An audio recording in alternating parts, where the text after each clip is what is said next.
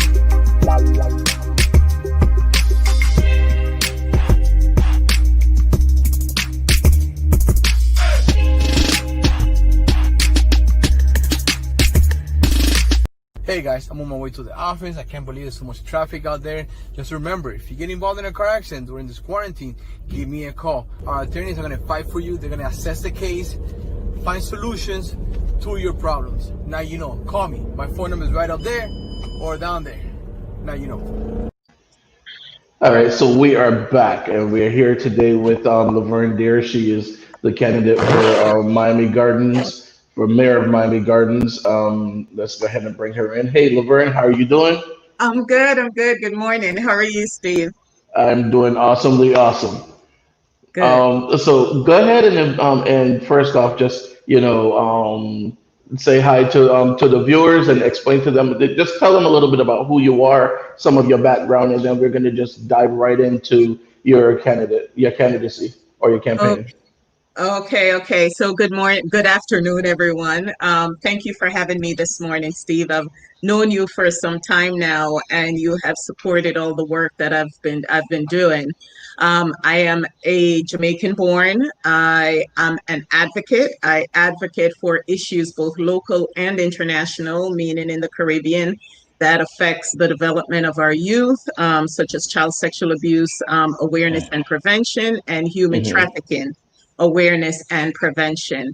I currently work for Broward County government, and I am just a wonderful person. I'm just kidding. I had to throw that in there. I had to throw that in there. But on a serious note, I am the founder of Female Development World Organization, and that is the organization that I have worked through to raise awareness for the human trafficking. I've worked with Florida legislators. This past legislative session actually started in 2018, where we proposed a bill to put human trafficking education in schools. It didn't pass the first year, got a lot of support. The second year made it to the floor. Didn't pass, the bill didn't pass, but the great thing is the Department of Education adopted the policy to where now we're teaching human trafficking education in schools, and Florida is now the first state to actually implement such policy. So I am thankful for um, Senator Thurston and all the other, Patricia Williams and all the others who have worked with me in supporting my advocacy to see that this has come through.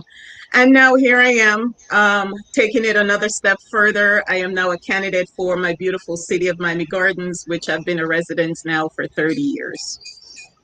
Okay, so let's just jump right into that one. Okay, so Miami Gardens. I mean, Hmm. a lot of great things going on in Miami Gardens. Jazz in the Gardens. That's where the Dolphins play.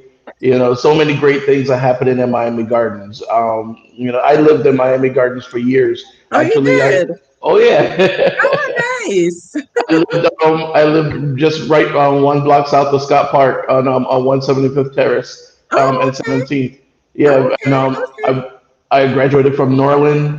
So Okay. yeah, so Here you were birthed here. You have roots here. yeah, definitely. I go way back when it comes to Miami Gardens. I remember when Nice. Cloverleaf used to be nice. I'll put it to you that way.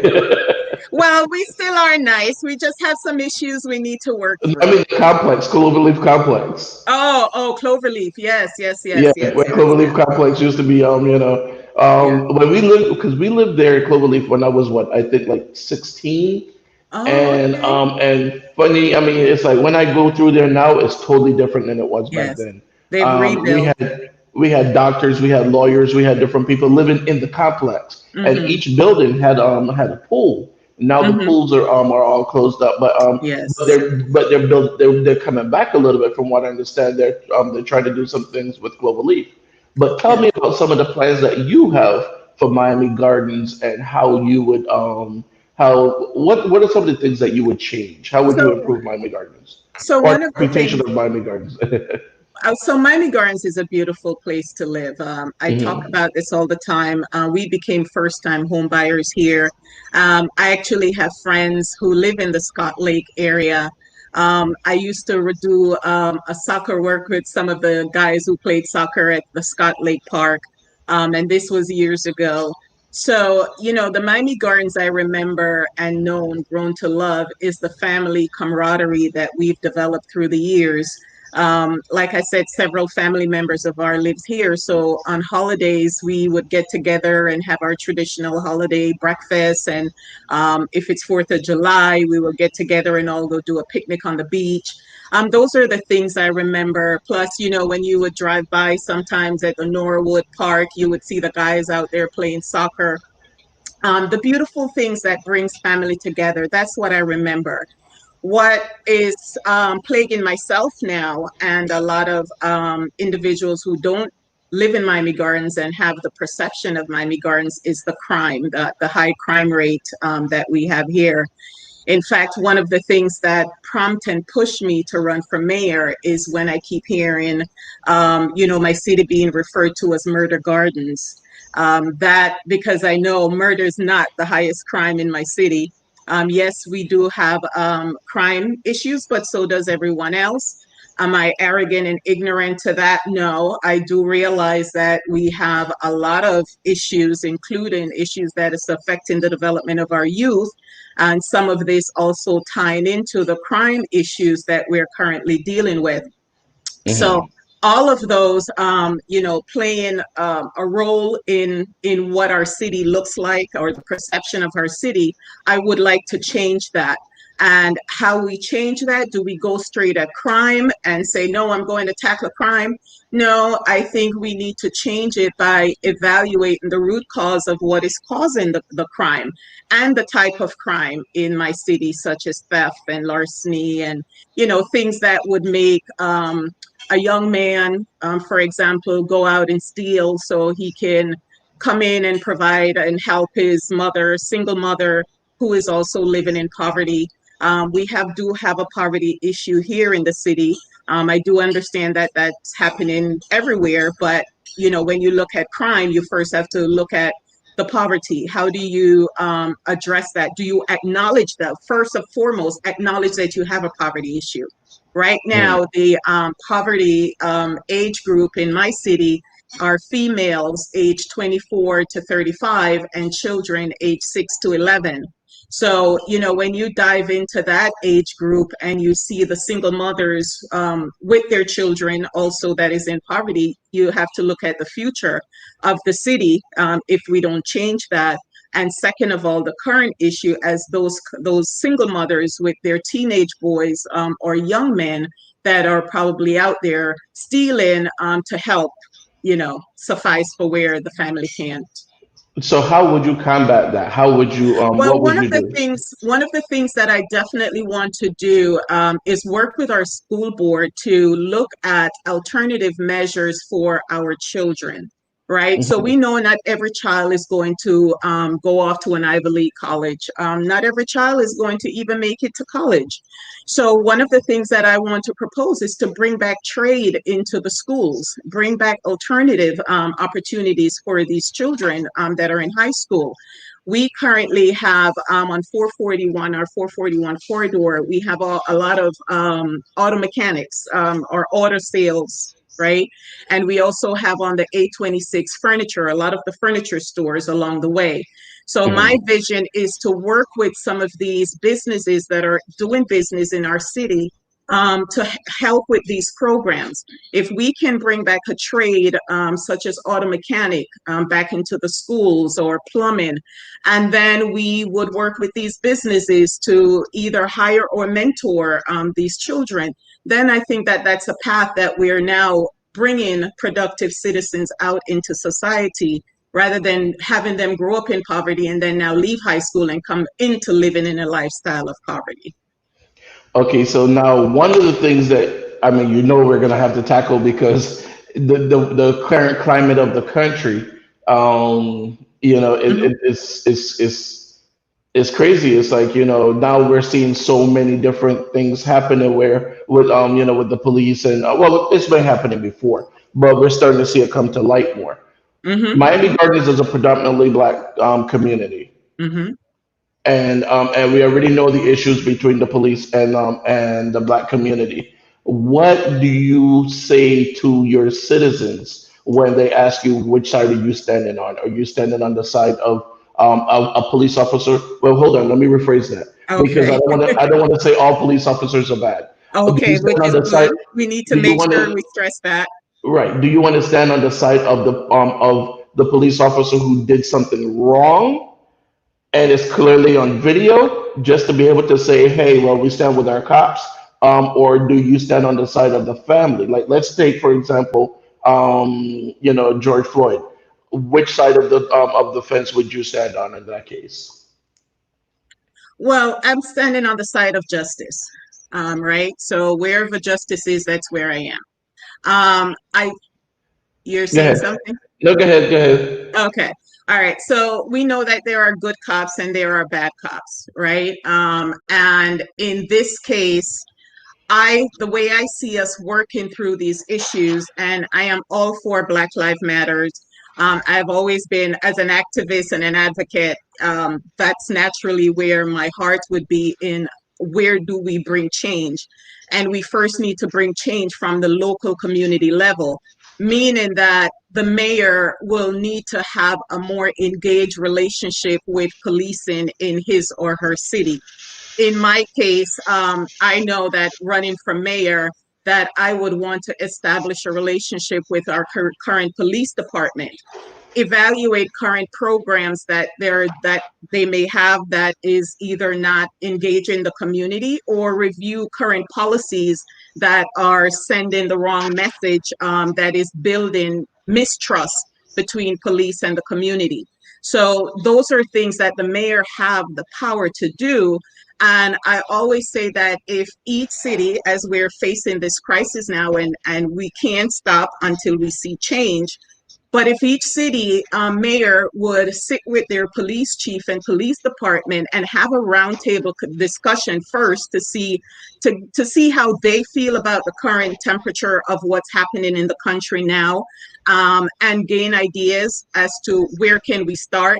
First place that we really should start is, as I said, evaluating the current police policies that are in place that was made from years and centuries ago to ensure that it is not sending the wrong message now.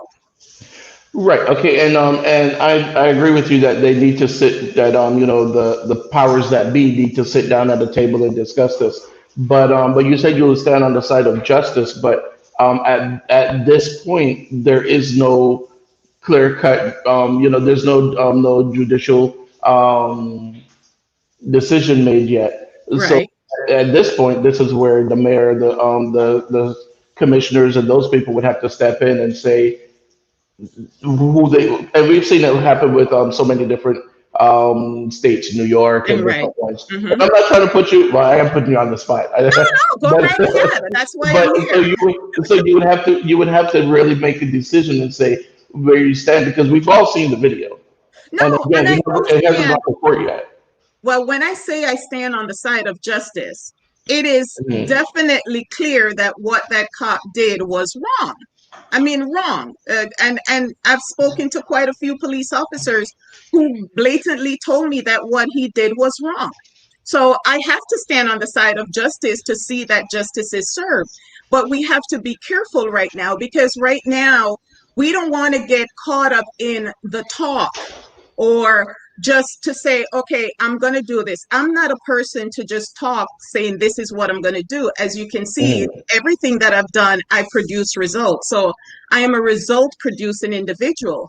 And I know within my power that I will definitely work to bring justice to the family and to everybody who is affected by bad cops or bad policing in the entire country, and not just the entire country, but the entire world right now.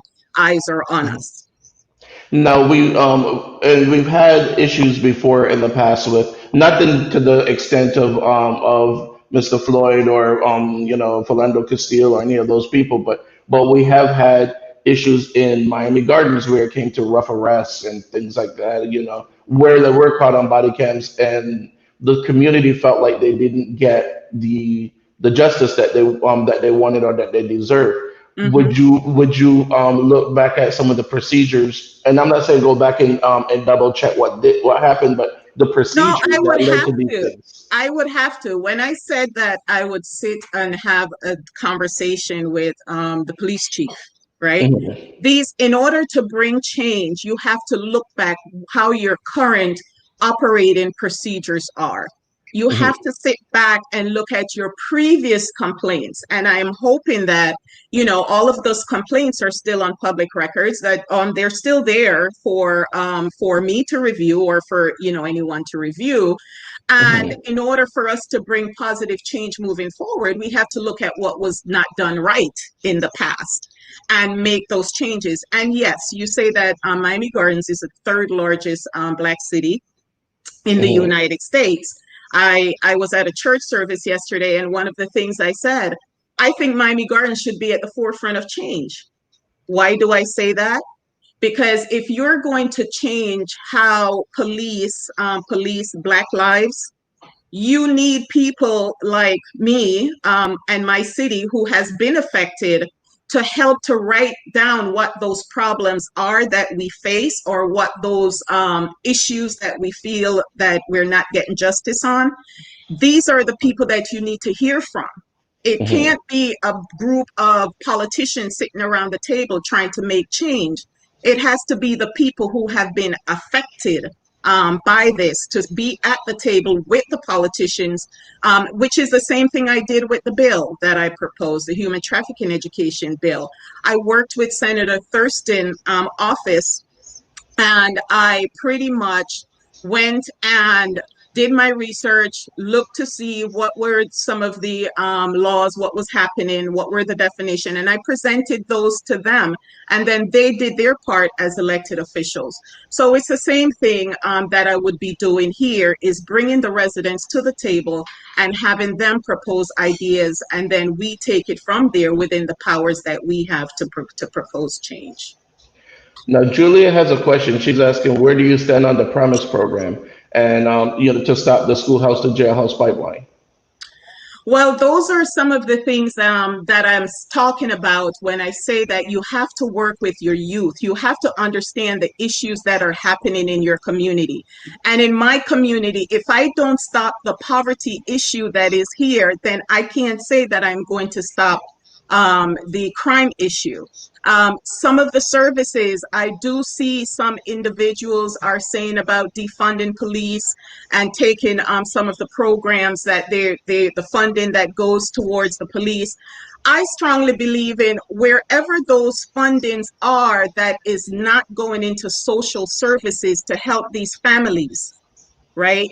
If you can't provide services to help these families, then how are you going to stop, the schoolhouse to jailhouse pipeline, if you don't understand the problem, if you don't understand what is causing the problem? And I see what is causing the problem, at least in my city, is poverty, and I have to address that. Unfortunately, there are some, when I first met with some of the current council members here, they don't believe that Miami Gardens have a poverty problem. I have a problem with that because there's a disconnect. If you're saying, one, that you don't have a high crime problem, everyone else have a crime problem, you don't have a poverty issue, but yet there are people in the city that are young teenagers that are dying. When you look on television, you see are dying to gun violence day in and day out. So you first have to acknowledge and identify where the problem is if you're going to fix and bring solution to the greater problem that's at hand. All right, and I know that you have another interview coming up, so you got to run. Oh, it's I 12:30 just already. Wow. it's 12:25, so I don't want you to be late for your other engagement. What's the one thing that you can leave with my viewers, that would make you stand out from the other candidates that we have? So And again, one of the things too, like I always tell people, I am going to have some of those other candidates on, so this is not an endorsement of any particular candidate. So, but what will make you stand out? So, what is it you want to say to my viewers? So number one, I am not a politician. I am not a typical politician. There's so many negative connotation towards politician, that politicians only do and say things just to get a vote. I am a people's person. I am running a grassroots campaign. I am, and when you hear I talk about poverty, it's because I am focusing on the grassroots. I am reaching out to those whose voice have not been heard. I've been in the city for 30 years, and when I filed to run, some of the very same elected officials and some of the members in the community was like, "Who are you? I don't know you." Well, I turned to them and says, "I don't know you either," which meaning that it's your job as an elected official to get to know your residents, to get to know the people who you serve. So if you didn't, I've been here for 30 years and I've been doing this great work right here in my city, and you have no idea who I am, then it's not on me, it's on you. So my job is going in is I will not be that type of a politician where I don't know the people who live in my city, especially the ones who are working to bring change. I will work with community leaders. I will work with the churches. I do believe that the church is a voice that we have not tapped into. This is where people gather and they're there already. I would like to work with them to implement programs to help our youth, as well as nonprofit organization. Currently, I don't see where the city currently support a lot of nonprofit organizations. And when I go to city council meetings, I see individuals come in there asking for support and they don't get the support. Well, nonprofit organization will help. I will work with them because I see and understand the value. So just know that I am a people's person. I am for the people. I will have an open door policy. Another area of concern in the city is the level of communication coming down from the council to the residents. I will work to improve that process to ensure that when there are programs that has come down from the federal government to help our residents, that I will ensure that that reach the residents, especially our senior citizens. We also have a large demographic of seniors here and veterans here in the city, and I will work to bring programs to help them, to help their day-to-day life, which is what it's going to take. If we're going to help the businesses, we first have to make sure that our residents can afford to eat, can afford to pay their bills. So in turn, they can turn around and support those businesses so we can thrive as a community. Okay, I thought you left. I was going to say, so on No, no, no. August 18, Go ahead. I am asking for your vote to vote for Lavern Deer. I am coming in. The Miami Herald ran an article the other day, and I like the way they started it. They said 3 elected officials and 1 activist is running to replace the current mayor. I like the fact that they say that I am an activist, because as we even face the current climate with what the country's dealing right now, you need an activist. You need an advocate in that seat who is a fighter and will fight to bring change to your community, not just the city of Miami Gardens, because I also have to look out for Dade County and the surrounding tri-counties, that we all have to work together so we can help each other. All right, sounds awesome. All right, and I thank you very much for your time and for being on the show. Like you said, we've known each other for a lot of years, and I must say that yes, you are definitely one of the people that get things done.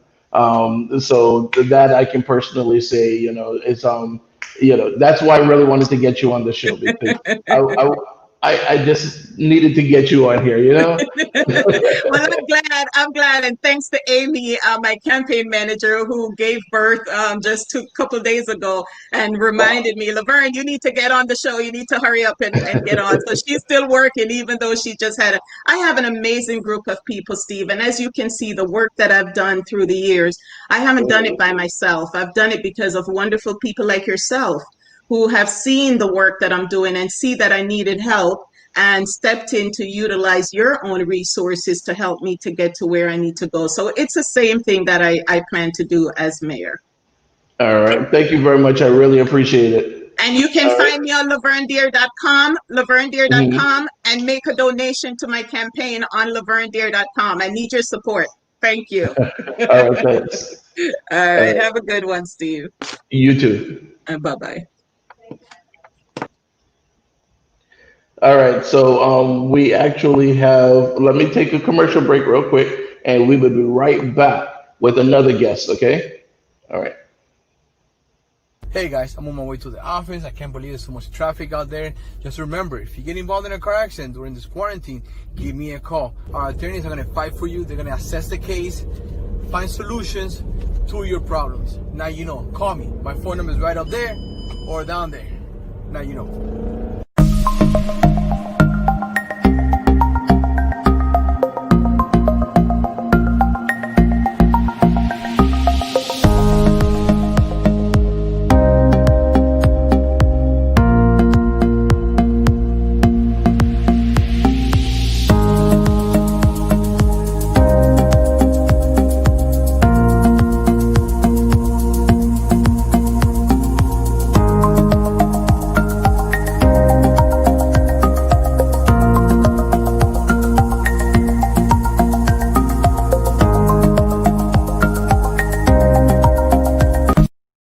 Hey guys, I'm on. Okay, there we go. All right, so now we have another guest coming in with us. All right, Doctor White. Should I call you Doctor White or Doctor Cheryl, or what should I call you? You can call me Dr. Shirley. Oh, can Doesn't you matter. hear me? Oh, there you go. Yes, I can hear you. All Can you right. hear me? Oh, yes, I can now. Yes. Uh-huh. Okay, so introduce yourself to our viewers, Doc. Hi, I'm Dr. Cheryl White. I'm a doctor of conflict resolution and organizational leadership, but I'm also a mediator with the Florida Supreme Courts. Thank you so much for having me on. All right. So thank you for accepting the invitation and for coming on. Now you said you do conflict resolution. Now, is this something that we really that Okay, let me see. I see a lot of problems that we have in the schools. Is this something that we should have in the school? We should be teaching conflict resolution in the school. What do you think? Of course, conflict resolution, and I think there is a disconnect sometimes with conflict resolution because people don't understand what it is, and it's needed in every aspect of life. Think about life this way: we're always very conflicted. We are conflicted what to wear, what to eat, where to go, where not to go. Life is filled with conflict. It's a constant. And so, of course, schools need to have it. The police department needs to learn conflict resolution because when they go into people's homes, and we can see the crisis we have today, it's all because people don't know how to resolve issues around them. They don't understand how to actually regulate themselves appropriately. And so it is a very needed thing right now in our society. So, what would you say is the first step to conflict resolution? What would you say is the first step to resolving some of the issues we're having right now in this country and in this world, not just the country? Across the globe. So first we have to recognize where does conflict begin from. And so conflict begins internally and then it externalizes itself. So many times we are fighting issues because of how we feel on the inside. Let's just Mhm. go real quick to the protesters and what we see in our community right now. And the different way people are seeing it. Some are for it, some are against it. Well, there's no for or against. We do have a conflict in our community. And in order for us to adequately mediate this conflict, we have to get to the grassroots of where the conflict is coming from. Who are the players in the conflict? Who is to, we play do the blame game shifting thing. But conflict resolution teaches us not to blame as much as to come to what is the real issue. Because if you don't know what the real issue is, you're just fighting a battle. So, we do a lot of talking. Human beings do a lot of talking. We don't do too much Mhm. listening, but a lot of talking. So if I were to say the first thing we need to do is we need to get to what is the real underlying issue that we're really trying to solve. Is it economics? Is it really race? Is it really about skin color? So forth, so on. We have a new mantra that people are touting called brown people. Well, what is a brown person? Why do we label so many things? Black, brown, white. Come That's on. true. That's so true. Because whenever I see that label, I'm like, which one is the brown person? It's like, is Person. it light skin? Is it Hispanic? I don't know because it kind of confuses me. I Yeah, and I agree no, with you that we do label things too much and we do label people too much when even within the black community we label especially we label a lot of different people whereas you don't see that in other communities. You don't really see a white person saying the pale person and or whatever. the darker Yeah. white, the lighter white, and we Yeah. into these things. Even the term minority. So I'm an island girl. I am from Jamaica. I'm an American now, but I'm from the islands. I came here as a teenager. And if you're Mhm. talking about brown people, well, in the islands, I'm a brown person. But in America, they're using brown for Hispanics. And it's so silly because when you're talking to people from other culture, let's say you get someone from Africa who is white, they're the true African American. So why is a person born in America called African American? Half of the people in America never been to Africa. So it's just Mhm. these things. So if we are to have real discussions, as a first step, we have to really say, let's sit with people who understand conflict and let's really dive in to what are the real issues that we have not yet addressed because we have been addressing for 400 years slavery. We have been addressing, but slavery goes way past 400 years. Even in the Yes. Bible, you have slaves. So, what is the real thing we're asking for? As a people, as a Negro race, what is it Mhm. we're asking people for? Is it really just to respect us for our color? I mean, they can do that every single day. That doesn't mean economically you're going to be any better just because they acknowledge you're black. That doesn't make sense. So, what are we really asking people to do for us as a nation, and what can we as a nation of Negroes do for ourselves? Because we have to take that accountability as well. What can Well, and you know what? You brought up a good point. What is it that we're asking for? Because I mean, and I think it's something that has more than one answer because we are looking for equality, but that equality, me personally, I'm thinking that it starts with things like education. We need to make sure that our child is getting the same education as the other children, so that therefore he's qualified for the same job. But then when he goes into that job, he needs to get the same equal shot at getting that job as someone else, and the same pay as the other person that's his counterpart. So I mean, it's like a lot of different irons in the fire, but they're all in the same fire of systemic racism. You know. exactly? And even breaking that down further so that we don't come back later on with a conflict about, well, yeah, we're getting the same pay, but now we're not treated. I mean, to really map out or streamline what we're doing, it's more than just arguing and doing the same debates, you know. If you do the same things over and over, expecting different results, we call that what? Insanity. So there has Right. to come a place where we, and if you look, let me just go back here. If you look at the players who have always been involved in this debate, they're the same people.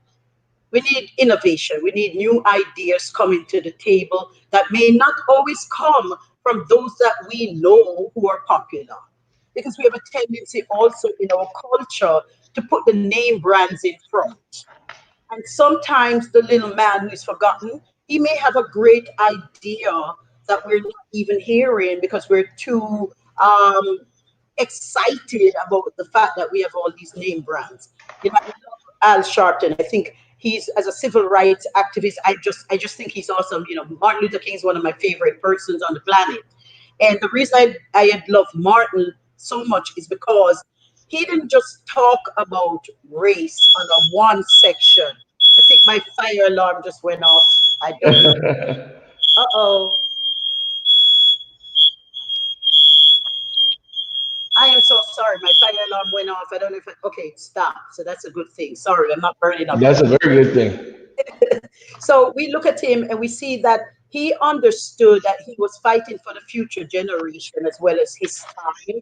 And I think we need to take into account that the people who are leading us have to really have a plan, just talking about what is and what should be. And we always go back to the past as if current times we don't have leaders.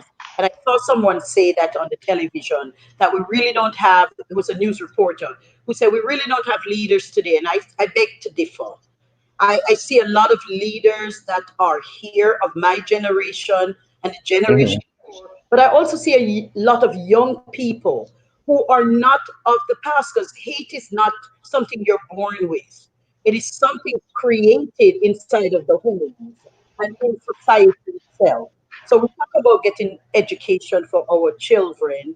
And the truth of the matter is, how many times, I know personally for me, I would have a forum inviting people to come out, but because I don't have rap and I'm not going to play certain music, nobody wants to come.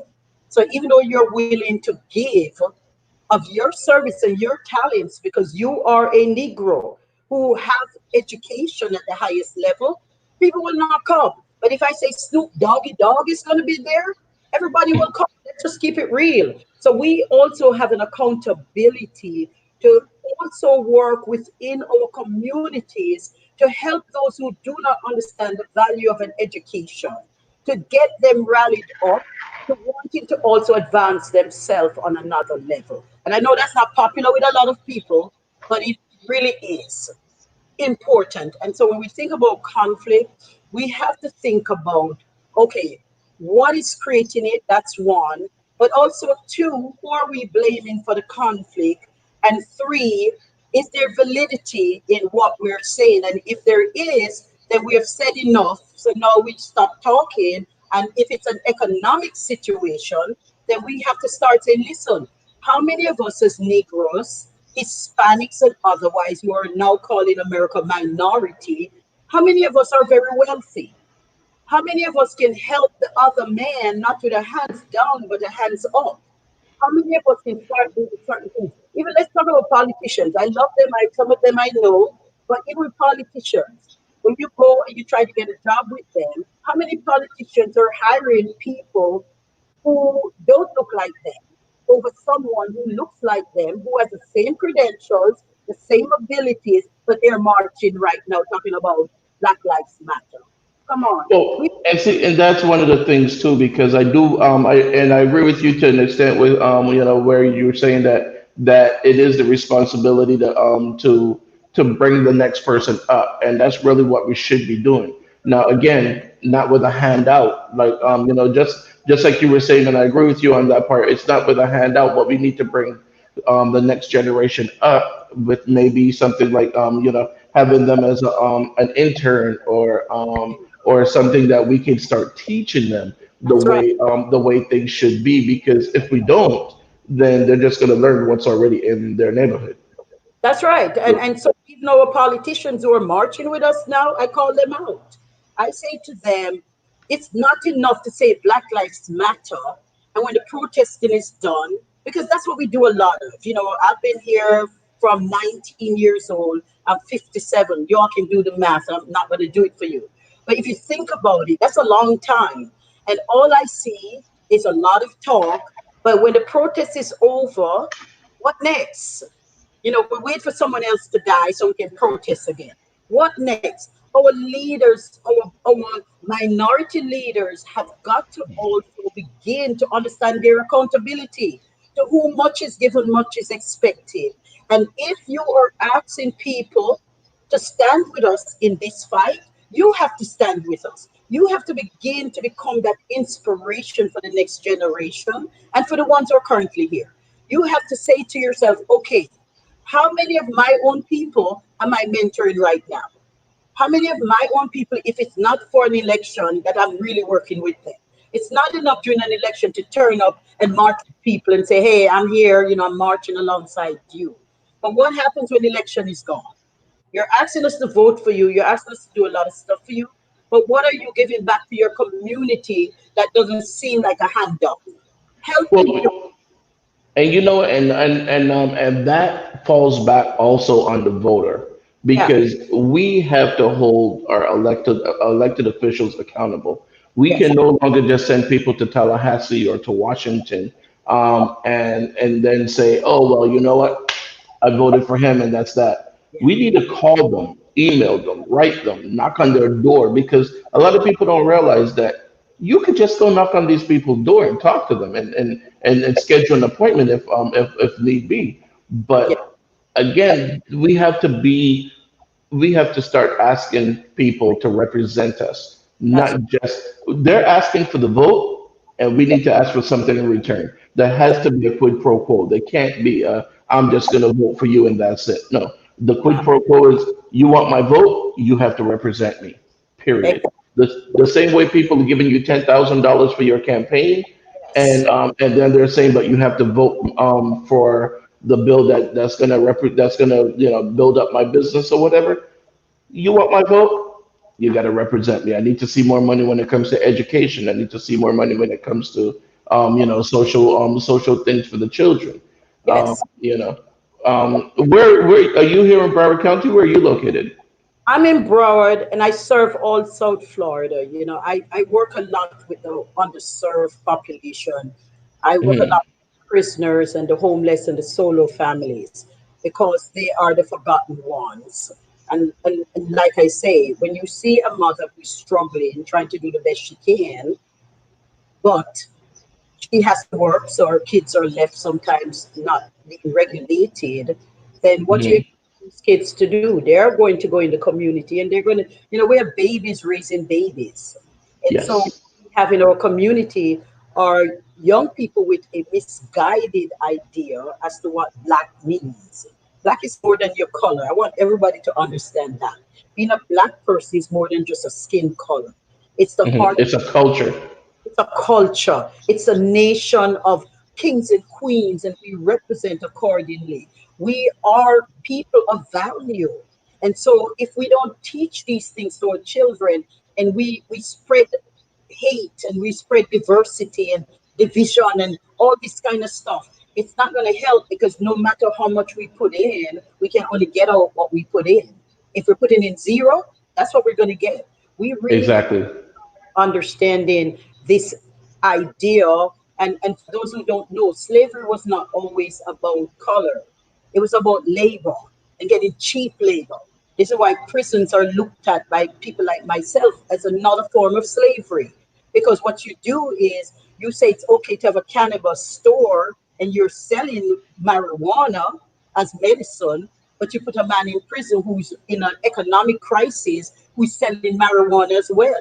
And you say, well, it's because it's illegal. So, we have all these mixed signals going on in our community. We don't want to talk about the real issues because, after all, money makes money, and there are lots of people involved in making their money.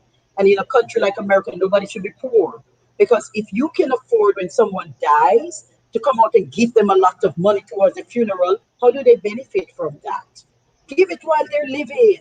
Help your community while they're living. I say, all these wealthy people, come out and look at your community and see the suffering that's going on in the inner cities and start developing the cities to help the future generation. Don't make another kid die before you come to their rescue. It's too late for that kid. Let's really say to ourselves, okay, I know we can save everybody, but the ones we can save, let's save them now. Don't wait for another person and then you're sponsoring money and you're putting on GoFundMe and all this stuff. Listen, if we really want this to change, we have all got to become accountable. Every single one, whether you're popular culture or not, everybody has to become really willing to put their money where their mouth is. So whether it be Steve Harvey or whoever you are, look at the cities in your neighborhood and say, how can I make a difference? Don't keep giving American Heart money. They have money. Give to the men and the women in your communities who are struggling, the pastors, all these people who are struggling day by day to help their communities. Those are the ones you give to because the big organizations already get millions of dollars from the feds. What about the small man?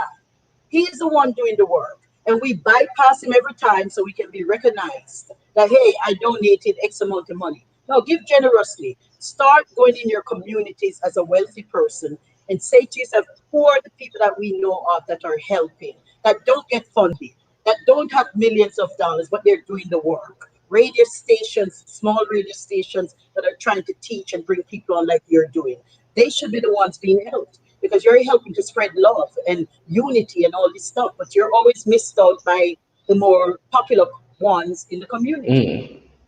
And here's the thing too. One of the things is even if a person doesn't have the take the same preach, but even if a person doesn't have the money to do these things, they can still donate their time. And like Tika, for example, she was on the show last week, I believe it was, or the week before, and she's here in Fort Lauderdale, but she donates a lot to the Bahamas, and she's always there doing things in the Bahamas. As a matter of fact, we have some other people from the Bahamas that's going to be on the show this week. And that's one of the things a lot of people don't realize. Even people from I'm from Barbados, you're from Jamaica, she's from the Bahamas. If each of us just help out back in our country just a little bit, I'm telling you, we can do great things here and great things there because we don't realize the things. We remember what it was like being that little kid that Mhm. was hoping and wishing that someone would help, but Yes, there's still another kid somewhere hoping and wishing someone would help, and you aren't someone that can help. that's You it. know, But I still say, and I still want to emphasize that, okay, and this morning I was teaching someone Bible study, and I said, think about a car. So we have a car and we drive it and we drive it and we drive it, and eventually the gas runs out. The car needs fuel.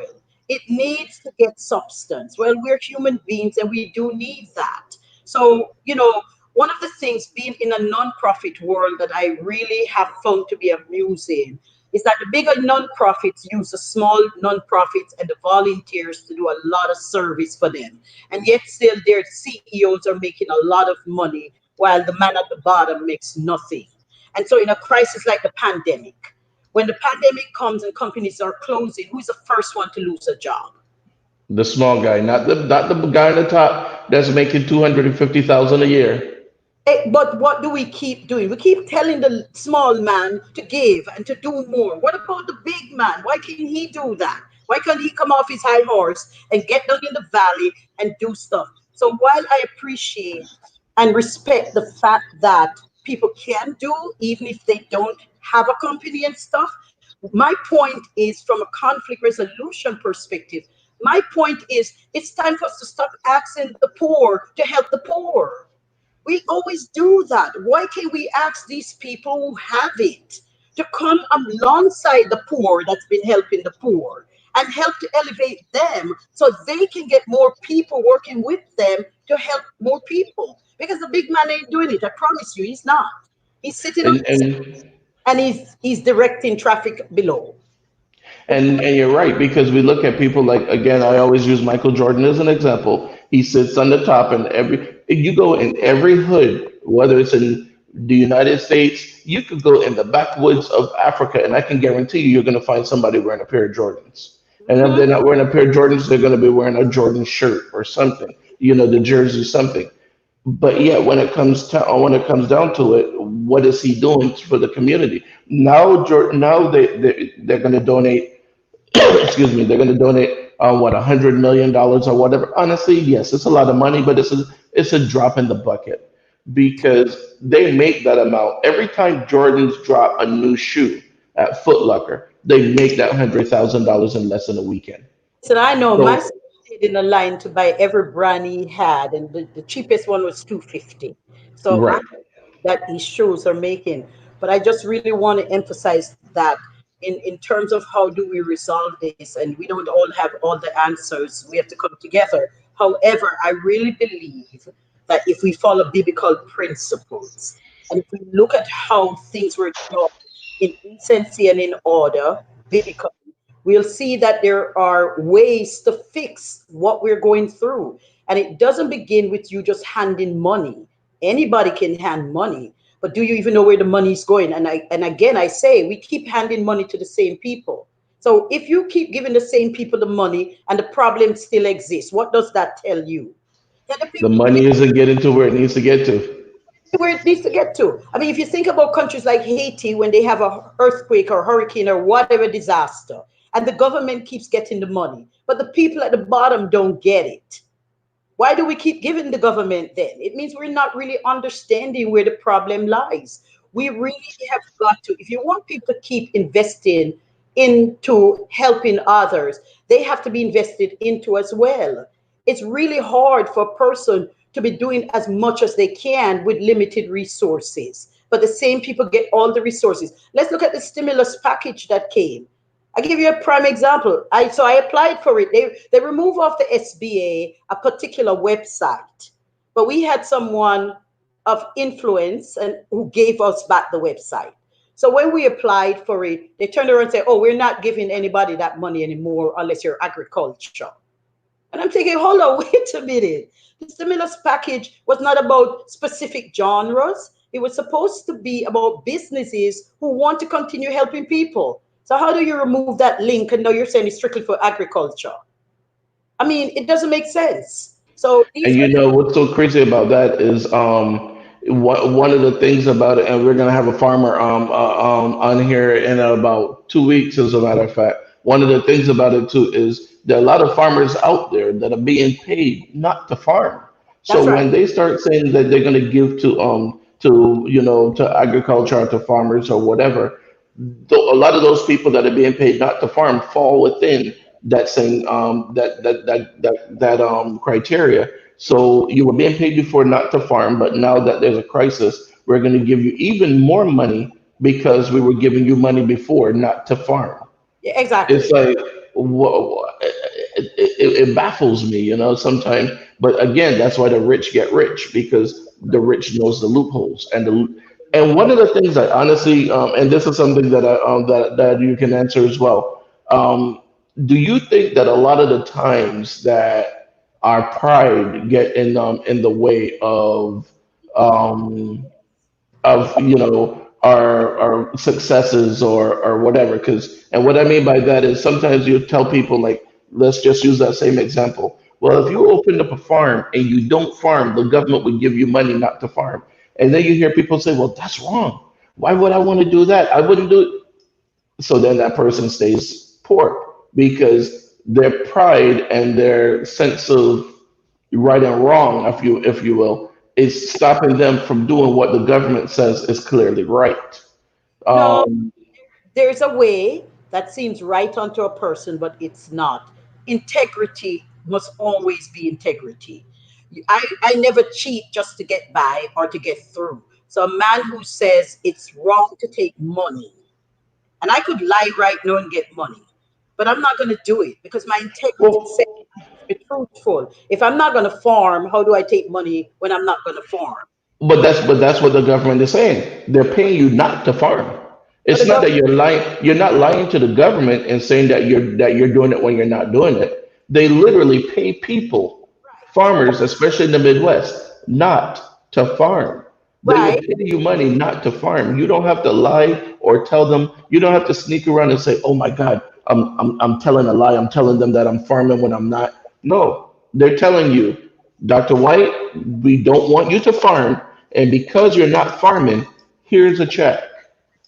so the question I would say is government always right? No. Government establishment, it is corrupt. Government says one thing today to benefit themselves, and tomorrow they say something else. So just because a man is teaching you to steal doesn't mean you have to steal. But that's not stealing though. It is stealing because you're taking taxpayers' money on the falsity as a government when you're telling people not to farm, but you're telling the public that this is about farming. So that's the catch 20, and that's where Okay, people. so what about the what you call it, the stimulus check? We gave people $1,200, Right. and $1,200 because people were losing their jobs. And but even some people that didn't lose their job still got the money. well, the government, but remember, losing job doesn't have to necessarily imply at this moment. There's a lot of broke people in our society that deserve that stimulus check because they are Right. the dogs and they're the poor. Government's responsibility is to take care of the people, not just the ones they choose to take care of. So if a government says, I have made a new ruling that says every person in America gets a stimulus check, that's okay for them to do that. But in all integrity, if, for example, I'm a coach, I deal with people with marital issues, I deal with people with different issues, I deal with people going through divorce. If I turn away clients who, when I realize they're in front of me and I realize they're not ready to divorce, I tell you straight up, you don't need to divorce. You two are just knuckleheads who need to get it together. Divorce on you when you need to get it together. Let's talk about getting you together. And I will literally coach them free because it's not about the divorce. I'm a woman of integrity. I don't take what's not mine. And I say to people, if we would hold this country and bring it back to what it was supposed to be, a land of integrity, we will find that people who are extremely wealthy will not wait for someone to die to help them. They will naturally do to their neighbor what's needed to be done. If every person, every state began to take the position that I'm going to look in my, there's a mayor, and I can't remember her name, but I was in a forum, and she's a black woman. She's one of the greatest mayors, and I can't remember the city, so forgive me. But she came up with a charming way of fixing her city. She realized that the Crips and all these gangs that were in her city, you can't stop the crime. But what she did was Mhm. have a meeting of the mind with them. And she said to them, listen, I know we can never eradicate crime, but what if we come to an agreement where you will not destroy the businesses that I'm bringing into the community? You will not rob them and steal from them, but we guarantee they will hire your children and they'll give you jobs. Would you be willing to work with us on this? And they said yes. So crime in her city has gone down significantly because they wanted work and they wanted work for the kids. Now, does it mean they stopped doing crime? No. But her city and all the companies she brought in, nobody touches them because they're under protection of the police and the criminals. And so we have to find innovative ways to help our city, not more of the same. And that's what I'm talking about. So being unethical is not the same as standing up and finding ways around the barriers. All right, Dr. White. I'm coming up on that hour. It's my lunchtime is over. So, but I invite you to come back because I love the conversation that we have. I Thank really you. love this conversation, Thank you. yeah, definitely, I want you to come back and be on the show again. All right. I appreciate you. Thank you. Namaste. All right. You too. I don't do yoga, but namaste to you too. All right. Thank you very much. Guys, once again, it was with another great episode of Lunchtime Talk with Steve. I try to give you guys as much information as possible. You just heard from two powerful women who gave you a lot of information and a lot to think about. All right. The bottom line is if we want to see a change, we have to be the change that we want to see. All right. As always, take care of yourself, take care of each other. If you see someone that needs something, help them out. If you know a friend or a neighbor or whoever that needs to get to the food bank and they don't have a vehicle, help them get there. If not, you can pick up the food and bring it to them. All right. We are our brother's keeper. All right, guys. Again, I thank you very much for watching Lunchtime Talk with Steve. Take care of yourself, take care of each other, and do a random act of kindness for a stranger. Okay. Peace, people.